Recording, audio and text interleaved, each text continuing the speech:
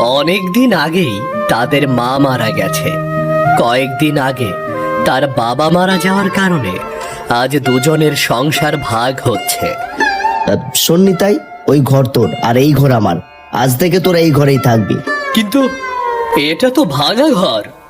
আমাকে ভাঙা ঘর দিয়ে তুমি নতুন ঘর নিচ্ছ কেন? হ্যাঁ নিচ্ছি, আমি বাবার বড় ছেলে, সেই হিসাবে বড় ঘরটা তো আমারই হবে। ঠিক আছে, এবার গরু ছাগল আর জমি জমা ভাগ করো। গরু ছাগল জমি জমা মানে? এগুলো তো আমি বাবার সাথে কাজ করে কিনেছি। তুই তো শুধু ঘুরে বেরিয়ে বসে বসে খেয়েছিস, ওগুলো সব আমার। এসব কি বলছো? ওগুলো কি শুধু তুমি একা কাজ করে কিনেছো? বাবাও তো সাথে করেছে, সেই হিসাবে তো আমিও সমান ভাগ পাই। না, তুই ওই ভাঙা ঘরটা ছাড়া কিছুই পাবি না। দাদা, এটা কিন্তু অন্যায় হচ্ছে দাদা। আমি বাবার ছোট ছেলে বলে কিছুই পাবো না আমি? হ্যাঁ গো, ও তো ঠিকই বলেছে। সব তুমি নিলে হবে? ওকেও তো কিছু দিতে হবে। তুমি এক কাজ করো, ওই ছাগলটা ওকে দিয়ে দাও। এইসব কি বলছো বৌদি? তোমরা গরু জমি জমা সব নেবে আর আমাদের শুধু ওই ছাগলটাই দেবে? তা নয় তো কি, এই সংসার চালিয়েছে আমার স্বামী। আমার স্বামী না থাকলে এই ভিটেটুকুও থাকতো না। ওই ছাগলটা দিতে চেয়েছি, এটাই অনেক কিছু। নিতে না চাইলে নেওয়ার দরকার নেই।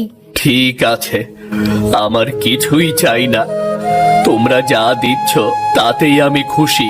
হ্যাঁ, সেটাই ভালো।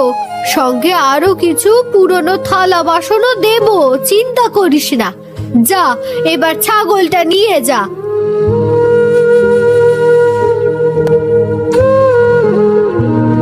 এভাবে বিমল তার ছোট ভাইকে ফাঁকি দিয়ে সব আত্মসাৎ করে। নিতাই মুখ বুজে চোখের জল ফেলে সব মেনে নেয়। এরপর বিমল ও তার স্ত্রী মিলে জমি জমা চাষবাস করতে থাকে। কিছুদিন পর বিমলের ফসলের গোলা ফসল দিয়ে ভরে ওঠে, যার ফলে বিমল ও মালতী সুখে দিন কাটাতে থাকে। এদিকে নিতাই কোনো মতে অন্যের বাড়িতে কাজ করে সংসার চালাচ্ছিল, কিন্তু কিছুতেই তার অভাব দূর হচ্ছিল না। কয়দিন হলো মাঠের কাজও ফুরিয়ে গেছে, তাই নিতাই অনেক চিন্তায় পড়ে গেছে। এবার কি করি বলো তো? মাঠের সব কাজ ফুরিয়ে গেছে, এখন সংসার চালাবো কি করে? হ্যাঁ, আমিও তাই ভাবছি। একই মায়ের পেটের দু ভাই, এক ভাই কষ্ট করে সংসার চালাতে পারে না, আর অন্য ভাই পায়ের ওপর পা তুলে খায়। ওসব বলে কি আর লাভ আছে? আমাদের কপালে যেটুকু ছিল সেটুকুই আছে। তুমি একবার তোমার দাদার কাছে যাও না, তার তো গোলা ভরা ধান রয়েছে। যদি তোমাকে একটু সাহায্য করে তাহলে তো এই কয়েকটা দিন পার হয়ে যাবে। আমার তো মনে হয় না দাদা কিছু দেবে। একবার গিয়ে দেখোই না, যদি ধার হিসেবেও কিছু দিত, কদিন পর না হয়ে শোধ করে দিতাম। ঠিক আছে, তুমি যেহেতু বলছো, একবার গিয়ে দেখি।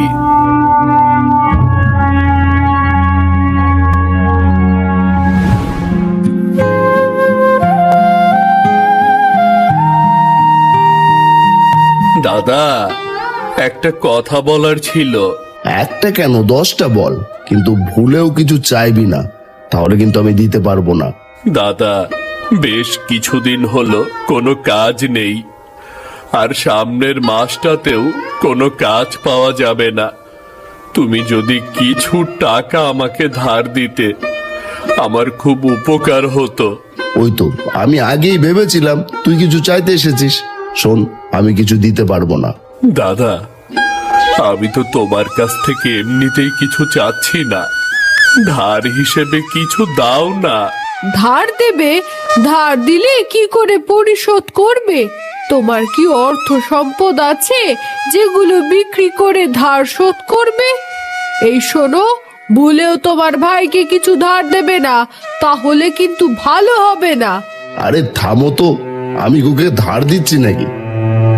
এই নিতাই শোন, তুই কখনো আমার কাছে ধার করতে আসবি না।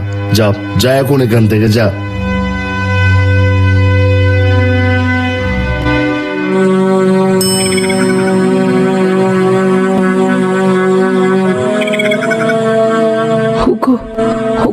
খারাপ করো না।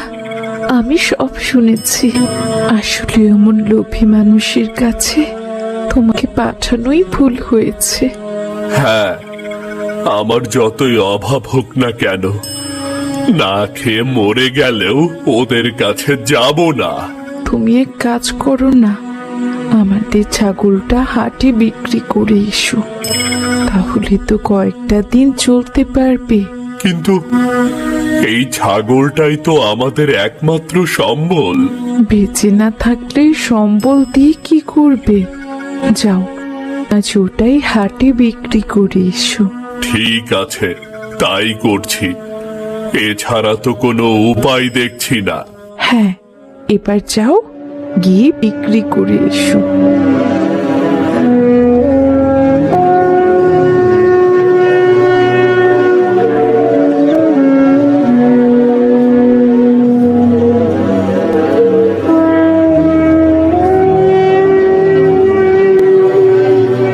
নিতাই তার বউয়ের কথা মতো তার একমাত্র সম্বল ছাগলটাকে বিক্রি করে